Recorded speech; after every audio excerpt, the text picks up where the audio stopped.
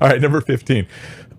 Nigel Hendricks says, my cousin is dating someone who is not a Christian in the hopes that they will get saved. Is this okay to do? No. No. No, it's not. Now, maybe they end up getting saved, and that's amazing. And then your cousin will probably take this as proof that they were right. See, I was right. I was right.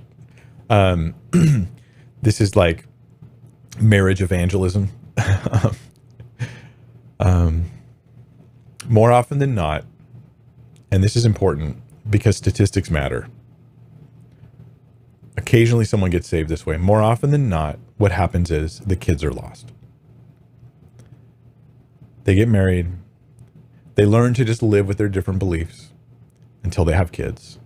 And then mom or whoever the Christian is says, I really want these kids of mine to be raised in Christian ways. And dad's like, I ain't going to stand for that. And it becomes a battle. And either they both fall silent and the kids are left floating in anonymity, spiritual anonymity. They don't know what's going on in the world. Or the battle goes on.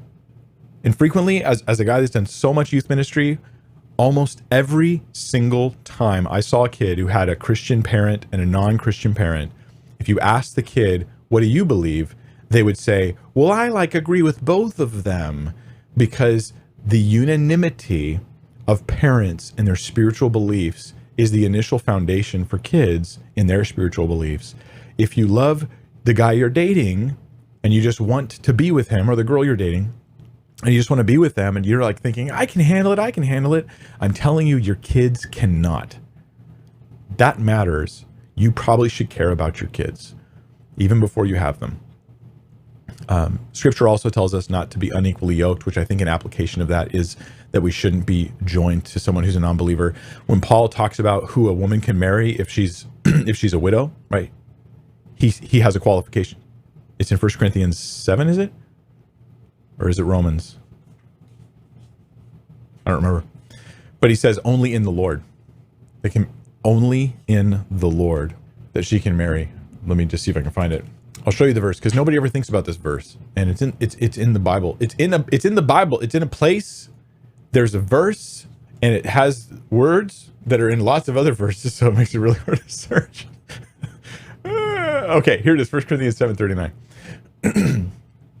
A wife is bound to her husband as long as she lives, but if her husband dies, she's free to be married to whom she wishes, only in the Lord.